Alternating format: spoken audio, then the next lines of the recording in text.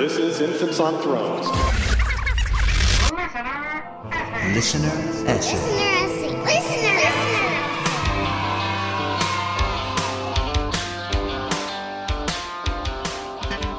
Welcome back to Infants on Thrones.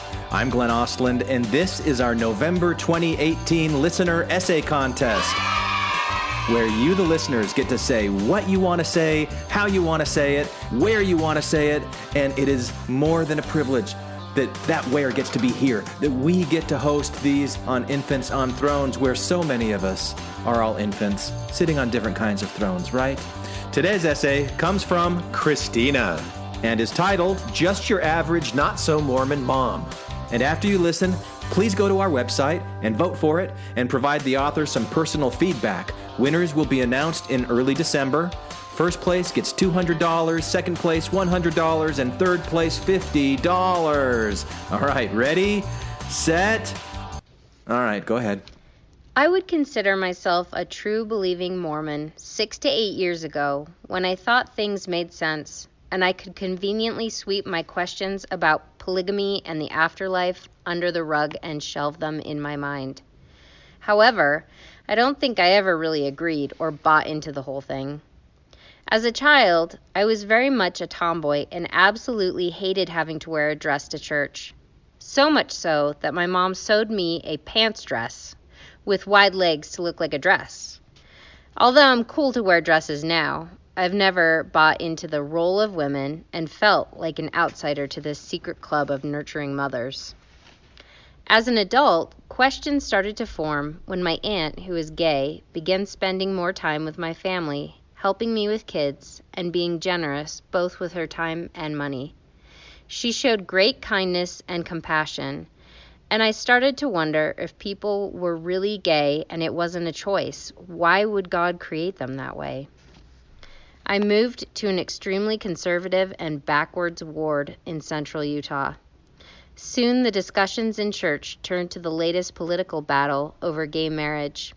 I heard some painfully judgmental comments which I tried to ignore, until one Sunday my aunt was visiting and came to church with us. Thankfully, she decided to follow the kids to primary, because during Relief Society, the gay issue was brought up. I had enough and raised my hand and told everyone that my gay aunt was visiting, shared the quote from Gordon B. Hinckley that says, as Mormons, we should be most kind and compassionate, and I started crying. The demeanor changed, and a few people apologized or agreed with what I had said. However, constantly having to listen to comments brought up after this incident affected me deeply. I just wanted to come to church to be uplifted, become a better me, and learn of God's love. I grew tired of hearing political and societal views that seemed unchristian. I rarely went a week at church without someone condemning our government and assuming everyone was on the same page. I was a square peg trying to fit in a round hole. The Mormon church does not have space for me. My husband is somewhat sympathetic and not a hardcore Mormon, so he isn't super concerned that I skip church on a fairly regular basis. But I worry about what he perceives as a potential breaking point between us. I worry about hurting him because it's unfair of me to want him to be where I'm at. I don't know what to tell my kids because at this point, I believe in God and that's about it. I tell them that God and Jesus love them, but I'm not so sure he loves me. I feel guilty because maybe I'm wrong. I mean, if I don't believe what I was taught for 27 years, how can I be sure anything is true now? One concept that sickens and saddens me deeply is the polygamist heaven concept. Not only does it unfairly assume that more women will get into heaven, but also that my chance at the highest level of heaven means I am practicing polygamy. Nope. I guess families can be together forever, plus a couple ladies on the side you may or may not know. That sounds more like hell. Lastly, the Mormon culture in Utah is so judgmental and wrong on so many things.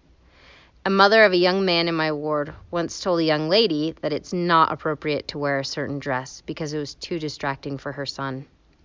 I'm a face person, so when I see an attractive man, should I ask him to cover his face? No. I keep my shit together, and I appreciate the hotness and then move on. Also, the weekly social agreement of everyone believes the same as I do when we meet at church needs to stop. If there was room for my doubts and non-judgment, for my concerns, I'd be far more likely to continue coming. I feel like I'm a closeted non-believer and have to stay that way in order for my friends and in-law family to accept me.